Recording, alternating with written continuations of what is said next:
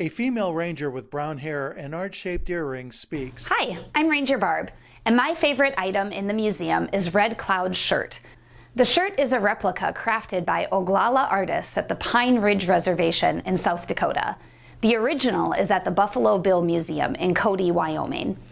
The shirt is not only a piece of clothing, but also a very beautiful and skillfully made work of art. A fringed brown lower sleeve. The upper sleeve is sky blue with white swirls. It was constructed of 2 traditionally tanned deer hides and painted with natural pigments. There's detailed beadwork along the shoulders and on the chest and back. The beads are stitched with sinew from deer, elk, or buffalo. The purple bands around the tassels are dyed and woven porcupine quills. But the most striking component of this shirt, in my opinion, is the over 200 locks of human and horse hair hanging from the shoulders. Hundreds of hours of labor went into both the original shirt and this exact replica. Only men who were greatly esteemed among their people were allowed to wear such a decorated shirt.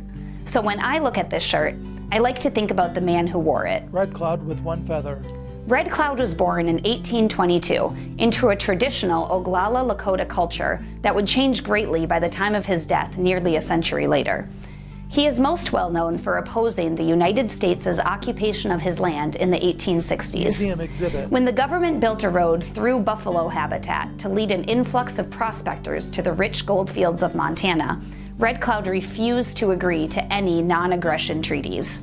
After 2 years of conflict, the U.S. government withdrew its soldiers from their forts along the road and signed the Fort Laramie Treaty in 1868. This treaty acknowledged that the Black Hills belonged to the Sioux people. Red Cloud wore this shirt to meet with U.S. President Ulysses S. Grant just 2 years after that treaty. The human and horsehair adornments on Red Cloud's original shirt might be interpreted in 2 ways. The locks may be the hair of his enemies and their horses, placed there to showcase his past successes in battle and intimidate future opponents. On the other hand, they may be locks of hair that were willingly given to him by his supporters in order to show their support for his leadership. Both of these interpretations would fit with what we know about Red Cloud. He was a powerful and respected warrior, greatly esteemed for his skill at fighting and hunting and for his leadership as a war general. During his 2 years of conflict with the U.S. government, Red Cloud united warriors from different groups into a cooperative and highly efficient force. But on the other hand, Red Cloud was also an eloquent and thoughtful politician who worked later in his life for peace through negotiation rather than warfare.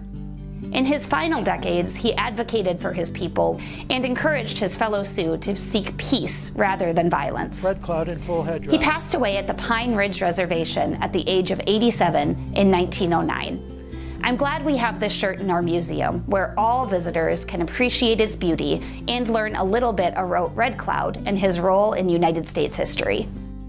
Text: Gateway Arch National Park 2023.